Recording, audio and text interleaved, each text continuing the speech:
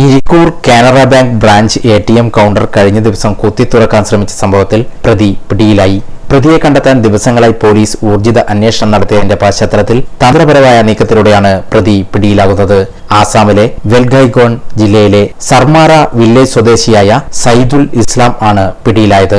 ചെങ്കൽ ഖനനവുമായി ബന്ധപ്പെട്ട് കല്യാട് പെട്രോൾ പമ്പിന് മുൻവശത്തെ ക്വാർട്ടേഴ്സിൽ താമസിച്ചു വരികയായിരുന്നു പ്രതി. പേരാവൂർ ഡിവൈഎസ്പി KP പ്രമോദിന്റെ മേൽനോട്ടത്തിൽ Irikkur CI Rajesh Ayodan, SI Shibu F Paul എന്നിവരുടെ നേതൃത്വത്തിൽ ആണ് പ്രതിയെ കണ്ടെത്തി പിടികൂടിയത്. CPOമാരായ രാജേഷ്, പ്രഭാകരൻ, രഞ്ജിത്ത് എന്നിവരും ഉണ്ടായിരുന്നു. ഇരിക്കൂറിലും പരിസര പ്രദേശങ്ങളിലും 100ഓളം CCTV ക്യാമറകൾ പരിശോധിച്ചതിൽ നിന്നാണ് പ്രതിയുടെ ശരിയായ ചിത്രങ്ങൾ കണ്ടെത്താനായത്. കല്യാട് താമസക്കാരനായ പ്രതി നേരത്തെ നിരവധി തവണ ഇരിക്കൂറിൽ എത്തിയാണ് കവർച്ചയുടെ പ്ലാൻ തയ്യാറാക്കിയതെന്നാണ് പോലീസ് പറയുന്നത്. പോലീസ് സ്റ്റേഷൻ പരിധിയിൽ എവിടെയോ പ്രതി ഒളിച്ചു താമസിക്കുന്നതായി നേരത്തെ അന്വേഷണ സംഘത്തിന് സംശയം ഉണ്ടായിരുന്നു.